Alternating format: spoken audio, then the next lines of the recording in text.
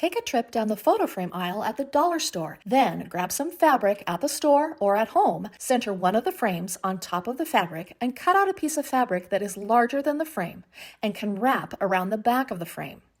Cut out pieces of fabric just like this for all 6 of your frames. Take one piece of fabric and center one frame front side down. Pull one side of the fabric and wrap it over onto the back of the frame and secure it with a piece of duct tape. Do the same on the opposite side of the frame, pulling the fabric taut and securing with a longer piece of duct tape. Fold the end pieces of fabric and wrap over the edge of the frame just like you're wrapping a package and secure with duct tape. Using the same process, wrap and tape all of the photo frames in the fabric squares and secure the edges with your duct tape.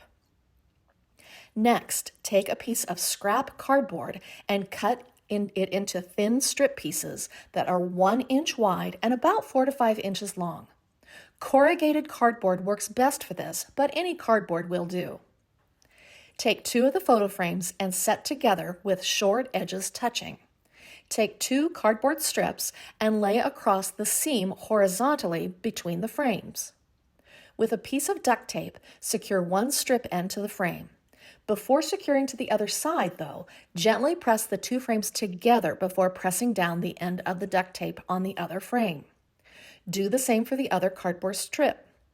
Once the 2 strips are secure, gently fold the 2 frames to create a cardboard hinge between the frames. Once all the frames are connected, stand them up on their side and make a circle with them. Connect the 2 end frames together using the cardboard strips and duct tape method. Place your new tree collar on the ground and place your Christmas tree in the center. But wait, don't forget the fabric scraps. Take some clear ornament balls from the dollar store and cut squares from the fabric scraps. Pull the corners of the fabric around the neck of the ornament and secure in place with a rubber band or a piece of ribbon. Quick and easy, these ornaments will look charming on your tree and will coordinate beautifully with the tree collar. I hope this inspired you to take some simple photo frames and fabric and create a fun and festive Christmas tree collar and ornaments. Thanks for watching Home Talk. I'll see you next time. I cut up a leftover box, duct taped the flaps down, and bent it to fit my tree. Then I added some faux wood grain contact paper. I picked up a Dollar Tree laundry basket and then grabbed some of this chunky soft yarn. First, I want to cut the top off of this, so I just grabbed a box cutter and this cuts really easily, just go nice and slow. Then I want to cut down the side so this whole basket can open up. I'm going to take a piece of yarn and glue it vertically from the top to the bottom of the laundry basket. I'm going to space this out evenly around the entire basket. Now I'm just going to take this yarn and weave it in and out of the slats on the laundry basket. And I'm going to alternate each row so it really looks like a woven basket and wrap it around the bottom. Nice flocked trees are so expensive this year, so here's how to make your own with shaving cream.